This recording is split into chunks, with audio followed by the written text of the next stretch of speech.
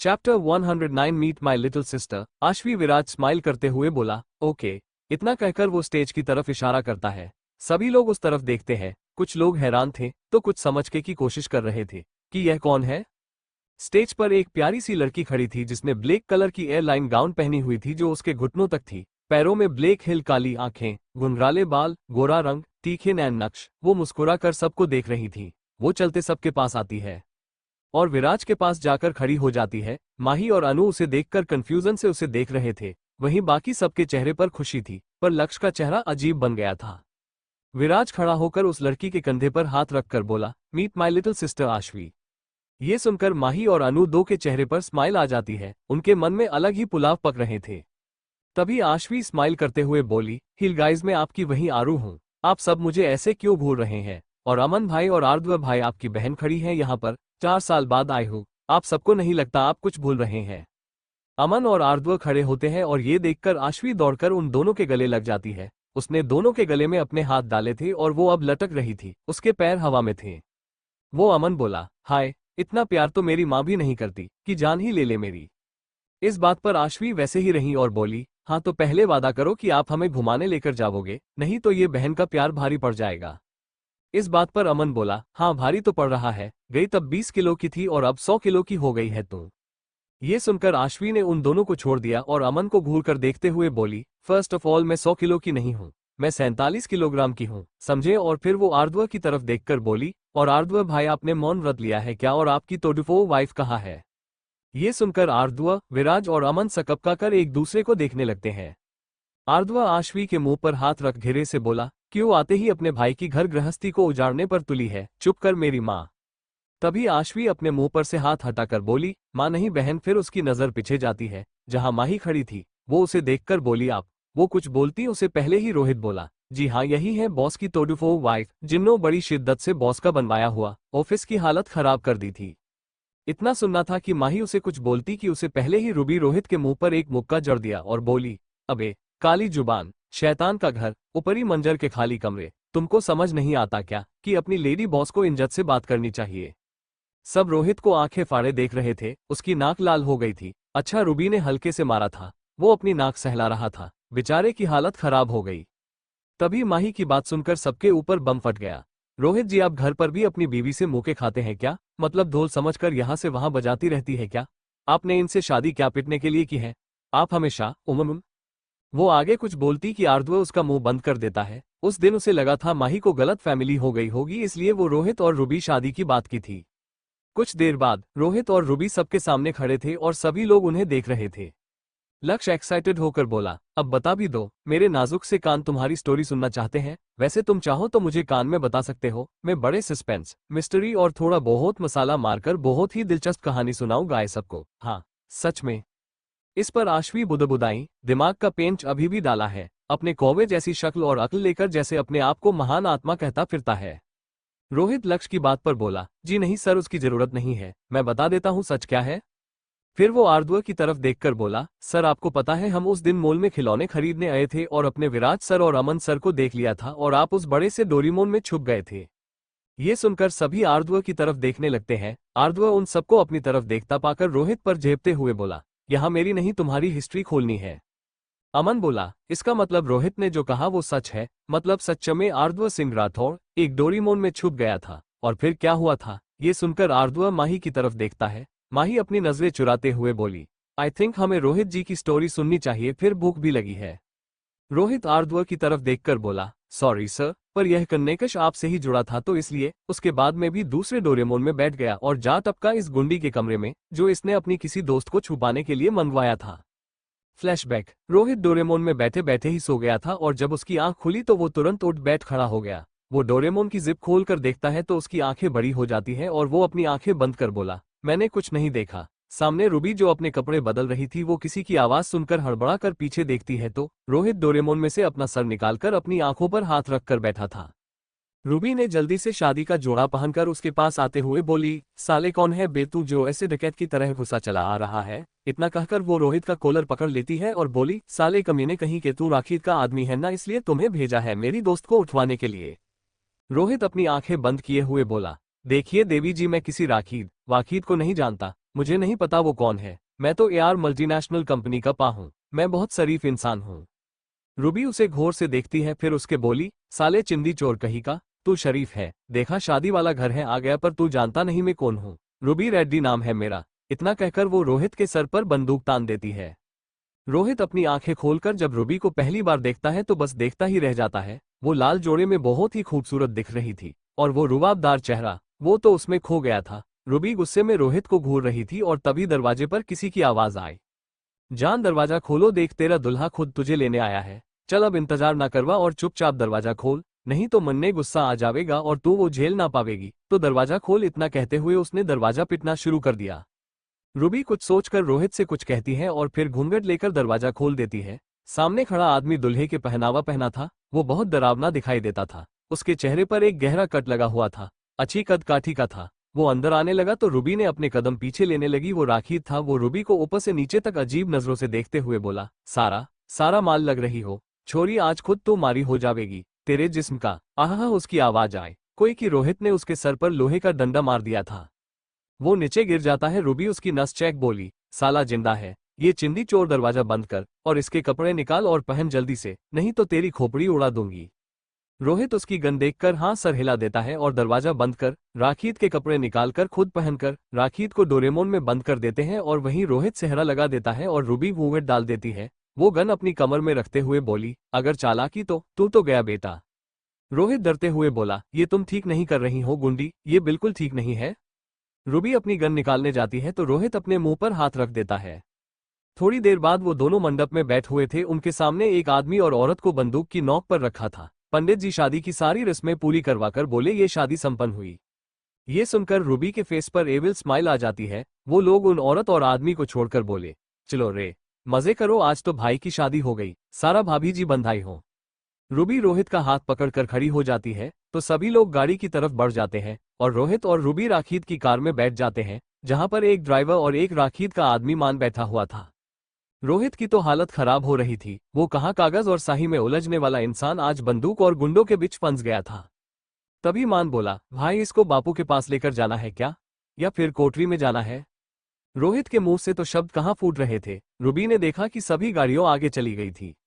वो एकदम से शांत आवाज में बोली, मुझे कुछ अच्छा नहीं लग रहा है, राखीत प्लीज गाड़ी रोको। ये सुनकर रोहित सिर्फ अपना हाथ उठाता है तो कार रुक जाती है और रोहित और रूबी बाहर निकल जाते हैं, साथ में मान भी। रूबी बाहर जाकर बिना एक पल गनवाए मान के सर के बीचों बीच गोली चला देती है और वहीं वो जमीन पर ढेर हो जाता है। वहीं दूसरा आदमी गोली की आवाज सुनकर बाहर निकलता है कि रूबी उसे भी मार देती है और रोहित उसे ऐसे रूप में देखकर हैरान था। रूबी जल्दी के कार में बैठ गई और रोहित पैसेंजर सीट पर बैठ गया।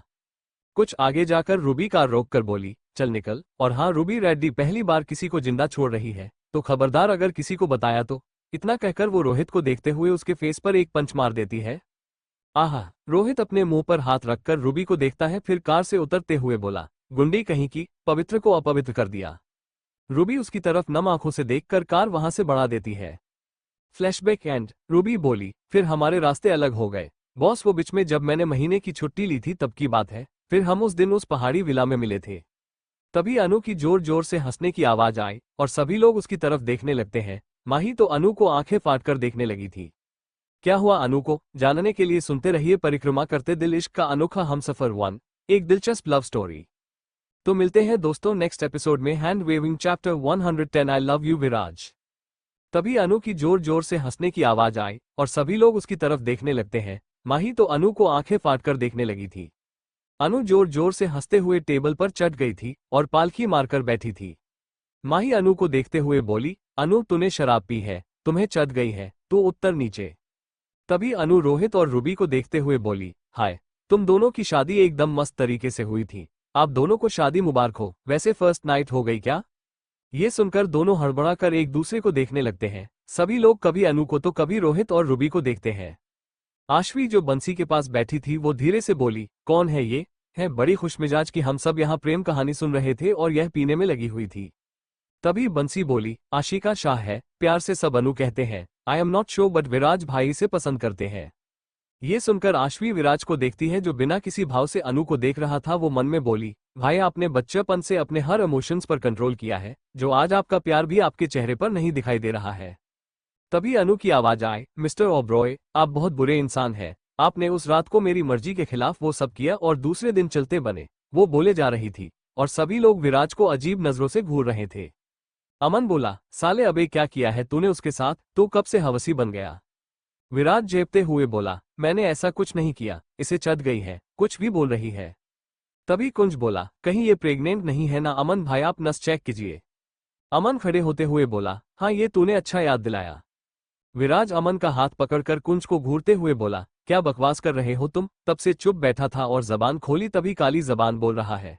फिर वो अमन से बोला, तू बैठ यहाँ। अमन तुरंत बैठ जाता है। माही खड़े होकर अनु की बाह पकने गई तो अनु झट से खड़ी हो गई, जिसे देखकर सबके दिल बाहर ही निकल आए थे। अनु गिरते गिरते बची थी, वो खुद डरी हुई थी। माही अनु को घूरते हुए बोली, तू तो ऑरेंज जूस पी रही थी, तो शराब कब घटक लिए। इस बात पर साहिल ने सर झुकाकर सोचने लगा, उसी की तो ये कास्तानी थी, उसी ने अनु के जूस में सर कर वाइन मिलाई थी। अनु माही और आर्द्व को देखते हुए बोली, can you please kiss each other. ये कहकर वो अपनी आंखें मटकाने लगी। और वहीं माही और आर्द्व एक दूसरे को देखने लगते हैं। माही के तो शर्म से गाल लाल हो रहे थे। अनु फिर से बोली, क्या आप शादीशुदा नहीं है, तो इतना तो कर सकते हैं। अच्छा ठीक है मैं करती हूँ। वो यहाँ देखने लगी जैसे सोच रही हो किसे किस करे। वो साहिल के सामने बैठ गई। ये देखकर सभी उसे हैरानी से देखने लगते हैं। वहीं विराज के हाथ की मोटथिया कस गई थी, जिसे उसकी हाथ की नशे उभर आई थी। वहीं साहिल भी सकपका गया था। तभी साहिल के गाल पर किस कर बोली, आप लोग क्या एक बेबी किस भी नहीं कर सकते। ये कहते हुए वो आर्द्व और माही को ही देख रहे थे। माही अपना सर झुकाकर अपने सिर पर चप्पल लगाती है। किस का मतलब वो क्या समझ गई थी। वहीं सभी को मन ही मन हंसी आ रही थी। अनु ने एम्बैरेसिंग सिचुएशन पैदा कर दी थी। वो फिर से बोली, अब तो करो। माही को पता था यह मानने नहीं वाली, इसलिए उसने तुरंत आर्द्व के गाल पर किस कर दिया। तभी अनु बोली, जीजू आपकी बारी। ये सुनकर आर्द्व के फेस पर क्रीपी स्माइल आ गई और माही का चेहरा पकड़कर उसके होठों पर अपने होंठ रख दिए और सॉफ्ट किस देते हुए उसे अलग हो गया। माही की तो आंखें बाहर आने को हुई थी। सभी लोग उन्हें ही देख रहे थे। अनु ताली बजाने लगी थी। तभी उसकी नजर विराज पर गई। वो टेबल पर लड़खड़ाते हुए चलते हुए उसके पास चली गई और उसका कॉलर पकड़कर उसे पर झुककर बोली, क्या प्रॉब्लम है आपको मिस्टर ओब्रॉय। हाँ मेरी क्या गलती है। मैं आपसे बात करना चाहती हूँ, आप दूर भागते रहते हैं। आप हर बार कुछ नया कर जाते थे। मेरा दिमाग फट रहा है सोच सोच कर। मैं आपको उस निया के बारे में बताना चाहती थी। मैं आपको पूछना चाहती थी, आखिर क्या है तुम। बड़े अजब गजब के इंसान हो आप। आपका कुछ समझ नहीं आ रहा है, पर मेरा मुझे समझ आ रहा है। आप मेरे लिए जरूरी हो। क्या इतना जरूरी नहीं है मुझे मेरा प्यार दिखाने के लिए। आई लव यू। इतना कहकर वो उसके झुककर उसके होठों को अपने होठों से जोड़ दिया। विराज तो भूत बनकर उसे ही देख रहा था। माही तो आर्द्व के आंखों पर हाथ रख देती है और खुद एक हाथ उसके आंखों पर रख देती है। वहीं अमन अपनी आंखों पर हाथ रखते हुए बोला, क्यों इस सिंगल के दिल पर पत्थर मार रहे हैं। कुंज और बंसी एक दूसरे को देख रहे थे। वहीं रूबी रोहित का हाथ हटाते पर तुली थी। लक्ष्य जो आश्वी के बाजू में बैठा था वो उसकी आंखों पर हाथ रखते हुए बोला, शर्म कर ले थोड़ी, अपने भाई और भाभी को देख रही है। आश्वी उसका हाथ हटाते हुए बोली, अबे बिल्ले तू अपना काम कर, अगर मुझे हाथ लगाया तो हाथ छोड़ दूंगी। मैं आश्वी ओब्रॉय हूँ, ना ही तुम्हारी चलती फिरती गर्लफ्रेंड जो मुझे टच कर रहा है। लक्ष्य उसकी बात पर गुस्से में आ गया था। वो बोला, तुम बिल्ली कहीं की, तीखी जुबान, मटर दाने की सड़ी हुई कीड़े कहीं की, तुम जो करना है करो, मुझे कोई मतलब नहीं तुमसे। इतना कहकर वो मुंह फेर लेता है। वहीं बाकी सब बहुत खुश थे। साहिल का हाल वो खुद ही जानता था। उसके दिल में दर्द था, पर वो खुश था अनु के लिए। आखिरकार उसने ही तो अनु को शराब पिलाई थी। कहते हैं ना, बचा प्यार सबकी किस्मत में। कहा वो जिसे बच्चेपन से चाहता था वो किसी और को चाहती थी। अनु अब विराज के ऊपर गिर जाती है। उसकी आंखें अब बंद हो गई थी। विराज उसे संभालते हुए उसे अपनी गोद में उठा लेता है। वो बाकी सबको देखता है जो उसे ही देख रहे थे। वो बोला, मैं इसे कमरे में ले जा रहा हूँ। तभी माही बोली, विराज भाई प्लीज अपनी फीलिंग ना छुपाए। अनु जितनी स्टोव दिखाती है उतनी है नहीं। उसकी बात पर वो कुछ नहीं कहता और वहां से निकल जाता है। आश्वी बाकी सबको देखते हुए बोली, आई थिंक भाई उन्हें संभाल लेंगे, मुझे तो जोरों से भूख लगी है, प्लीज सब अब खाना खाते हैं। ये सुनकर सभी हाँ में सर हिला देते हैं और वहां पर 4 वेटर आकर सबको सर्व करने लगते हैं। Sweet palace cafe. नेहा और पायल एक दूसरे के सामने बैठे हुए थे और नेहा शॉक थी पायल की बातें सुनकर। वो बोली, सच में दिमाग नहीं शैतान का घर है। ओब्रॉय होटल के सीसीटीवी में तुम्हें देने की जल्द दे दूंगी। पायल फोकी सीप लेते हुए बोली, हम मुझे पता है मुश्किल काम है, क्योंकि ओब्रॉय होटल की एक फोटो निकलवा बहुत मुश्किल है। उसकी सिक्योरिटी इतनी टाइट है, खुद विराज के फिंगरप्रिंट सेंसर लगा हुआ है।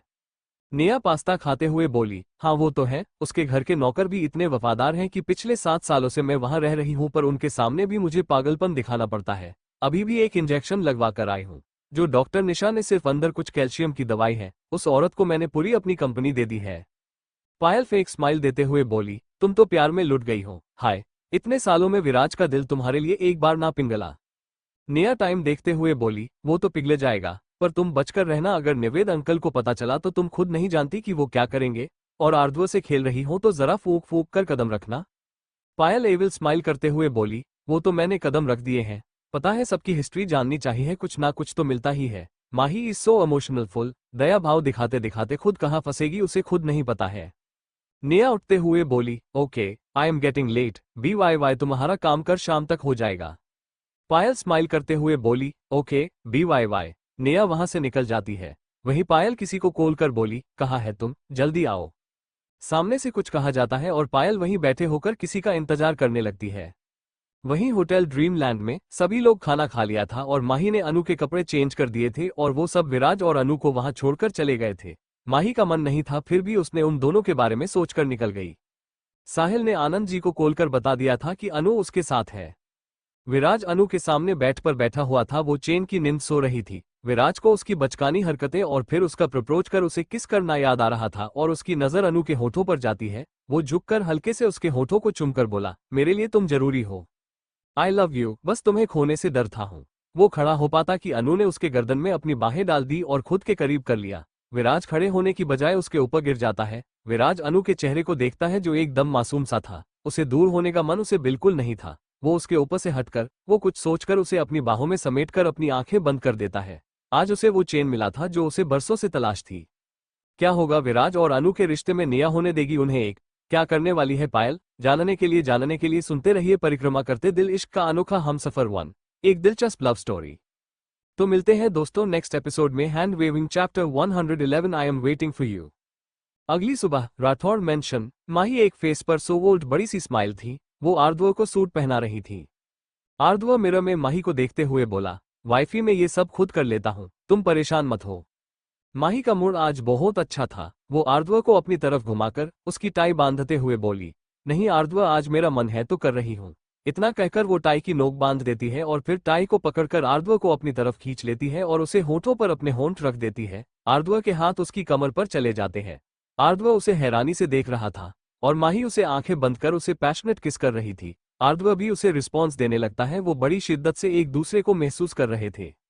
तभी रूम का दरवाजा धड़ाम कर खुल गया। माही और आर्द्व झट से अलग हो गए, पर आर्द्व ने अभी तक माही को छोड़ा नहीं था। वो अपनी आंखें बंद कर अपने गुस्से को कंट्रोल कर रहा था। वहीं माही आंखें फाड़कर लक्ष्य को देख रही थी। लक्ष्य अपने दांत दिखाते हुए बोला, सॉरी, आप लोग कंटिन्यू करें। इतना कहकर वो चला जाता है। माही आर्द्व की तरफ देखती है, उतने में ही फिर से दरवाजा खुलता है और लक्ष्य अपना चेहरा अंदर कर बोला, सॉरी फिर से, बट माही भाभी मुझे लेट हो रहा है, तो अपने पति पर प्यार बांध में बरसान और जल्दी आना। आर्द्व उसकी तरफ देखता, उसे पहले ही वो रफ्फू चक्कर हो गया। माही आर्द्व का हाथ हटाते हुए बोली, आर्द्व मुझे छोड़ी ना, मुझे लेट हो रहा है। आर्द्व उसे अपने और करीब कर बोला, यूं तुम हमें तड़पा कर बीच में से नहीं जा सकते हो। इतना कहकर वो फिर से उसके होठों पर अपने होंठ रख देता है और पैशनेट किस करने लगता है। करीब 10 मिनट बाद उसे छोड़ता है। माही तेज तेज सांसें ले रही थी। आर्द्व उसके गाल पर हाथ रख बोला, ख्याल रखना अपना, मैं 2 दिन में वापस आ जाऊंगा। माही अपनी पलकें झपका देती है और आर्द्व से बोली, I am waiting for you. आर्द्व उसे अपनी तरफ खींचते हुए बोला, मेरे साथ चलो ना, इंदौर इतना भी बुरा नहीं है। माही उसे छूटते हुए बोली, हाँ मुझे पता है, बट आपकी कंपनी इशू है और आपको काम भी बहुत होगा, तो जल्दी फटाफट जैसे जा रहे हो वैसे आना। मुझे मेरा हबी का यह मुखड़ा बहुत पसंद है। आर्द्व माही के गाल पर किस कर देता है और दोनों रूम में से निकल जाते हैं। वहीं होटल ड्रीमलैंड, अनु की आंखें धीरे से खुलती हैं और वो कसमसाने लगती है। उसके सिर में भी बहुत दर्द हो रहा था। फिर उसे कुछ एहसास होता है और वो देखती है कि विराज का एक हाथ उसकी कमर पर था और वो खुद उसके ऊपर हाथ पैर फैलाकर सो रही थी। उसके चेहरे के ठीक सामने विराज का चेहरा था। वो उसे एकटक देखने लगती है। इतने नजदीक से शायद वो पहली बार उसका चेहरा देख रही थी। उसके बिखरे बाल, उसके वो शांत चेहरा, वो खो गई थी उसमें। वो कुछ सोचे समझे बिना आगे बढ़कर उसके होठों पर अपने होंठ रख देती है और उसे से अलग होने जाती है कि विराज उसके बालों को अपनी मुट्ठी में भर लेता है, जिससे वो उसे अलग नहीं हो पाती और विराज उसके होठों बड़ी शिद्दत से महसूस हो रहा था। अनु की तो आंखें बाहर आने को थी। वो तो तब से यह सपना ही समझ रही थी जो वो हर सुबह देखती है। तभी विराज उसकी लोअर लिप को बाइट कर देता है, जिससे वो होश में आती है और विराज से छूटने के लिए कहमसाने लगती है। विराज उसके होठों को छोड़ देता है और उसे खुद के नीचे कर खुद उसके ऊपर आ जाता है। हालांकि उसके बॉडी का वेट उसने अपने हाथों पर डाल रखा था जो बेन से लगे हुए थे। अनु उसे आंखें बड़ी कर देख रही थी। वो हकलाते हुए बोली, मिस्टर ओब्रॉय, यह आप क्या कर रहे हैं? विराज अपनी आईब्रो उचकार बोला, मैं कर रहा हूँ। कल रात तुमने मुझे कितना परेशान किया है। ये सुनकर तो अनु के दिमाग में कुछ अलग ही खिचड़ी पकने लगी। वो बोली, परेशान किया मतलब? वो तुरंत खुद को देखती है, फिर वो विराज को देखती है। वो चैन की सांस लेते हुए बोली, क्या परेशान किया? कुछ भी तो नहीं किया। विराज उसे अचंभित होकर देख रहा था। वो मन में बोला, सीरियसली यह लड़की और कुछ सोच नहीं सकती क्या? डबल मीनिंग क्यों सोचती रहती है? विराज अपना सर झटक कर अनु के सर पर अपनी उंगली से टेप करते हुए बोला, कुछ उल्टा पुल्टा सोचने की जरूरत नहीं है। अपने दिमाग पर जोर दो कि कल रात को शराब पीकर बेवड़ी हो गई थी। विराज के कहने पर वो अपने दिमाग में जोर देकर सोचने लगी तो उसे धीरे धीरे सब कुछ याद आ रहा था। विराज उसके हटकर जाने को होता है कि अनु उसका कॉलर पकड़कर बोली, मैंने आपको इतनी बड़ी बात कह दी, सबके सामने आपको किस कर दिया था। सब मेरे बारे में क्या सोच रहे होंगे और आपको कोई फर्क नहीं पड़ता क्या? विराज उसे देखते हुए बोला, मुझे क्यों फर्क पड़ेगा? अनु, अरे BCZ आई लव यू। विराज शांति से बोला, हम तो। अनु उसे समझाते हुए बोली, बस हम तो। आपको कुछ कहना नहीं क्या? मैंने आपसे कहा आई लव यू। सुना आपने आई लव यू? इतने स्पेशल 3 वर्ड और आप बस हम तो कह रहे हैं। विराज बेफिक्री से बोला, ठीक है। वो उसे जानबूझकर परेशान कर रहा था और अब अनु का दिमाग भना गया। वो उसे धक्का देते हुए उठकर अपने घुटनों के बल बैठ गई और झुंझलाकर बोली, मैं यहाँ इतनी इंपॉर्टेंट बात बोल रही हूँ, बार बार चिल्लाकर यह कह रही हूँ आई लव यू, और आप कुछ फर्क ही नहीं पड़ रहा है। कोई हॉट बीट बढ़ नहीं रही है, ना ही कोई सॉन्ग आपके कानों में बज रहा है। बस तब से खड़ूस बने हुए हो, ऐसे बोल रहे हो जैसे अगर एक वर्ड ज्यादा बोल दिया तो लाखों का नुकसान हो जाएगा। देखो अभी चुप हो और आंखें फाड़कर देख रहे हो। अरे आंखें बाहर निकल आएगी, मुझे बात ही नहीं करनी आपसे। इतना कहकर वो मुंह बनाते हुए सीधा वॉशरूम में घुस जाती है। और वहीं विराज शॉकिंग जोन में था। कितना कुछ बोलकर जली गई वो उसे। पहले उसके सामने ठीक से जुबान नहीं खुल रही थी और आज तो जैसे टैप चालू कर दी थी। वो अपना सर झटक कर खड़ा हो जाता है और एक नज़र वॉशरूम के डोर की तरफ देखता है, फिर बाहर चला जाता है। राठौर इंटरप्राइजेज कंपनी माही लक्ष्य के साथ आई थी, पर कोई जानता नहीं था कि वो कौन है और उसने बताने के लिए सख्त मना किया था। वो न्यू एम्प्लॉय के एरिया में चली जाती है और अपना काम करने लगती है। वहीं होटल ड्रीमलैंड में अनु वॉशरूम का डोर ओपन कर बाहर देखती है। उसका चेहरा लटका हुआ था। उसने इस वक्त बाथरोब पहनकर रखा था। वो तो भूल ही गई थी कि उसके पास पहनने के लिए कपड़े नहीं थे। तभी विराज रूम में आता है और अनु को यूं देखकर बोला, क्या हुआ? तुम ऐसे क्यों खड़ी हो? अनु बेचारा सा मुंह बनाकर बोली, वो मेरे पास कपड़े नहीं है, मैं भूल गई थी। वो अपना सर खुजाते हुए बोली। विराज उसके मासूम चेहरे को देखकर बेंच की तरफ इशारा कर बोला, इज हियर। तुम्हारे कपड़े यही रखे हैं, तैयार होकर बाहर आओ। मैं बाहर तुम्हारा वेट कर रहा हूँ। इन जल्दी करना प्लीज, मुझे लेट हो रहा है। इतना कहकर वो वहां से निकल जाता है। अनु 2 पल विराज को देखती है, फिर बेड की तरफ बढ़ जाती है। वहां पर ऑरेंज कलर की कॉटन गाउन था। उसे देखकर अनु बोली, my first gift for my boyfriend and future hubby आए। मुझे शर्म आ रही है। इतना कहकर वो गाउन लेकर उसमें अपना मुंह छुपा लेती है। ओब्रॉय मेंशन में आश्वी डाइनिंग टेबल पर बैठी थी और उसके सामने निया, जिसे आश्वी बड़ी शिद्दत से घूर रही थी। निया मन ही मन कुन रही थी। वो ना जाने कितनी गालियां उसे दे चुकी थी। आश्वी मन में बोली, नौटंकी कहीं की, तेरे वजह से ही भाई ने मुझे हार्वर्ड यूनिवर्सिटी में पढ़ने के लिए भेजा था। 4 साल से उनसे दूर रही हूं मैं। राहु केतु की तरह मेरे भाई की कुंडली में दोष डाल के बैठ गई है। पर बेटा मैं हार्वर्ड जाऊं या पाताल, यह आश्वी ओब्रॉय वहीं की वहीं रहने वाली है। इतना कहकर वो स्मर्क करती है। निया वहां खड़ी मेड से बोली, आंटी विराज कहाँ है? कल से वो घर नहीं आया, मुझे टेंशन हो रही है। वो कार लेकर गया है क्या? तभी आश्वी बोली, निया तुम्हें टेंशन लेने की जरूरत नहीं है। वो बिल्कुल ठीक है और अब तो ठीक नहीं होंगे तो भी ठीक हो जाएंगे। उनकी बहन जो आ गई है, और पता है आश्वी ओब्रॉय को डिटेक्टिव बनना बहुत पसंद है। मेरे अंदर ना एक कीड़ा जासूसी करने का। तो निया अपना नाटक अच्छे से प्ले करना, नहीं तो एक चुक, एक गलती और दू तुम सीधा धड़ाम से फर्श पर गिरो गई। आश्वी अब रुककर निया के चेहरे को देखती है, जो बिल्कुल शांत दिखा रही थी, जैसे उसे कुछ समझ नहीं आ रहा हो। आश्वी तंज कसते हुए बोली, हम क्या हालत है, गुस्सा भी नहीं दिखा सकती। घर के हर कोनों में CCTV लगे हुए हैं। अफसोस की बात है। फिर वो एक सेब खाते हुए वहां से मटकाते हुए वहां से निकल चली जाती है। निया उसे देखकर मन में बोली, आश्वी ओब्रॉय, मुझे लगा था अक्ल ठिकाने आ गई होगी, पर नहीं आई। पर अफसोस अब मैं नहीं, तुम करोनी, पछतावो गई, तड़पो गई। कहोगी क्यों निया से उलझी? बड़ा मजा आने वाला है नन्नत जी। वो मन ही मन एक अजीब तरह से होठों को कोनों को मोड़कर बोली। दोपहर का वक्त, राठौर इंटरप्राइजेज कंपनी। सभी लोग लंच कर रहे थे। माही टेबल पर अकेली ही बैठी थी। वो लक्ष्य के पास गई थी पर वो मीटिंग में था। उसे भी खाने का मन नहीं था, वो बस कॉफी पी रही थी और वो भी अब खत्म हो गई थी। वो अपने ही ख्यालों में थी और खड़े होकर जाने को होती है कि तभी किसी से टकरा जाती है। उसका ध्यान उस इंसान पर नहीं था। वो बोली, आई एम रियली सॉरी, मुझे पता ही। तभी उसकी नजर सामने जाती है तो वो उस इंसान को देखकर बोली, नैना तुम यहाँ पर? आगे जानने के लिए सुनते रहिए परिक्रमा करते दिल इश्क का अनोखा हमसफर 1, एक दिलचस्प लव स्टोरी। तो मिलते हैं दोस्तों नेक्स्ट एपिसोड में। Hand waving chapter 112। कैंटीन में माही अपने ही ख्यालों में थी और खड़े होकर जाने को होती है कि तभी किसी से टकरा जाती है। उसका ध्यान उस इंसान पर नहीं था। वो बोली, आई एम रियली सॉरी, मुझे पता ही। तभी उसकी नजर सामने जाती है तो वो उस इंसान को देखकर बोली, नैना तुम यहाँ पर? नैना जो माही को यहाँ देखकर शॉक थी, वो माही को ऊपर से नीचे तक देखती है। माही ने एक येलो कलर का शॉर्ट्स टॉप और व्हाइट जीन्स पहनी थी, पर नैना उन कपड़ों को देखकर इतना समझ सकती थी कि वो ब्रांडेड कपड़े हैं।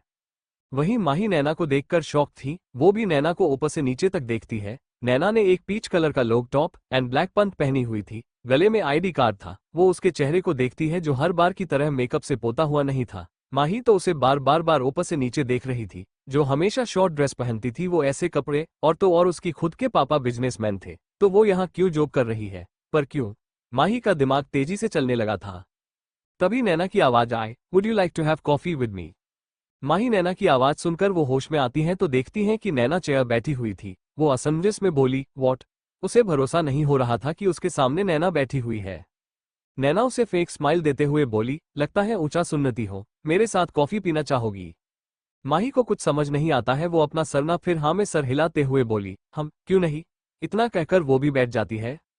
नैना एक वेटर को बुलाती है। वो वेटर उसके पास आकर बोला, yes ma'am, how can I help you? Naina smile करते हुए बोली, 2 कोल्ड कॉफी। वेटर हाँ में सर हिलाकर बोला, ओके मैम, और वो वहां से चला जाता है।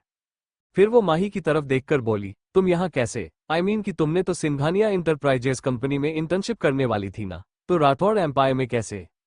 माही हकलाते हुए बोली, वो हाँ, मुझे वो कंपनी ठीक नहीं लगा और यहाँ लक्ष्य था, तो मुझे कोई प्रॉब्लम भी नहीं है। नैना हाँ में सर हिलाकर बोली, हम चलो अच्छी बात है, साथ में काम करने में मजा आएगा। माही आंखें तरेर कर बोली, नैना तुम यहाँ कैसे? सब ठीक है ना? तुम पूरी चेंज हो गई हो, कुछ हुआ है क्या? तुम मुझे बता सकती हो? मुझे पता है कि हमारी दोस्ती रही थी, बट मैंने कभी तुम्हें अपना दुश्मन नहीं माना। तुम मुझे बता सकती हो, क्या पता मैं तुम्हारी मदद सकूं? हम वहीं नैना की हाथ की मुट्ठियां कस गई थी। वो कुछ बोलती तभी वेटर कॉफी मग टेबल पर रखकर बोला, माम आपकी कॉफी। माही वेटर को देखकर बोली, थैंक यू। वो वेटर स्माइल करते हुए वहां से निकल जाता है। माही कॉफी का सिप लेते हुए बोली, नैना क्या हुआ? नैना कॉफी का सिप लेते हुए बोली, वंश को जानती हो? वंश, ये नाम वो कैसे भूल सकती है? माही घबरा हुई नजरों से उसे देखते हुए बोली, वह वंश को तुम? तभी नैना बीच में बोली, वंश खन्ना वो मेरा भाई है। नैना खन्ना का भाई? अब सीधे सीधे ये बता वो कि वो है कहा? तुम जैसी लड़की में पता नहीं क्या देख लिया उसने, बट मुझे मेरा भाई चाहिए। माही को भी अब गुस्सा आ रहा था। वो बोली, क्या मतलब है तुम्हारा? मुझ जैसी लड़की से और अपने भाई से मिलना है तो जेल में जाकर मिल लेना, वो कोई दूध का झूला नहीं है। और वो तभी नैना बोली, कौन सी जेल में? हाँ, ये बता सकती हो तुम? माही बोली, बिहार जेल में तो डाला नहीं होगा ना, इसी शहर में होगा। नैना तच कसते हुए बोली, यू नो वट माही, तुम एक सेल्फिश इंसान हो। मेरे भाई के बारे में बड़ा चढ़ाकर कर अपने उस रईसजादे पति आर्दवर सिंह राठौड़ को कह दिया। और तो तभी माही बीच में बोली, तुम्हें कैसे पता कि मैं आर्दवर की वाइफ हूँ? नैना हंसते हुए बोली, अब ये भोलेपन का नाटक बंद करो। मेरी पूरी फैमिली को बर्बाद कर दिया और यहाँ अनजान बन रही हो। माही, क्या मतलब है तुम्हारा? तुम्हारी फैमिली को मैं क्यों बर्बाद करूंगी? मैं तो जानती तक नहीं हूं तुम्हें। तुम्हें जो कहना है साफ साफ कहो।